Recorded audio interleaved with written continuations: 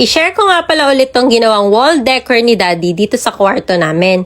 Bale, etong kwarto namin, wallpaper sticker lang siya. Kasi ang pangit na nung paint niya. Hindi naman kami pwedeng magpintura ulit dahil mabaho siya. Buti na lang talaga na uso ang wallpaper sticker. White color lang siya. Then sa baba na part, foam bricks wallpaper na 2 patong para safe kila Gio at Just kung mauuntog man. Etong wooden names, personalize siya, pwede kahit ano. Wala siyang color kapag ka-in-order. Si Daddy lang yung nagkulay. Brown and gold spray paint yung ginamit niya. Yung Santa Ana, ang size niya ay 9 inches by 36 inches and font E. 1,725 pesos.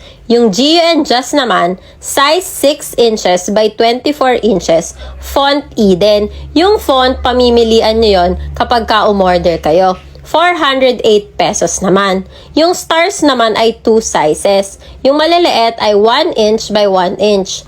Yung malalaki naman, 1.5 inch by 1.5 inch. 204 pesos lahat ng malalaki at 136 pesos naman lahat ng maliliit.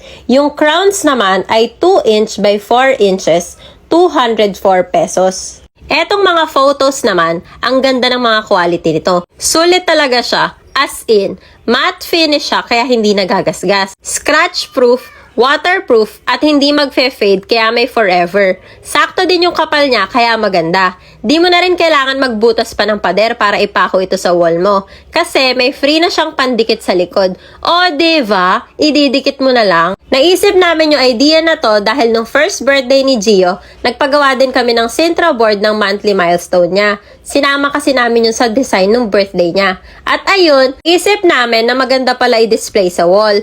Etong newborn shoot ni Just na family picture namin ay 8 by 11 yung size, 189 pesos. Eto namang pre-birthday shoot ni Gio at etong isa ay 5th month monthly shoot naman ni Just, 6 by 6 yung size, 89 pesos.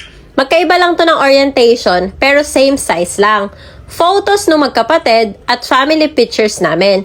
5 by 7 yung size, 89 pesos din.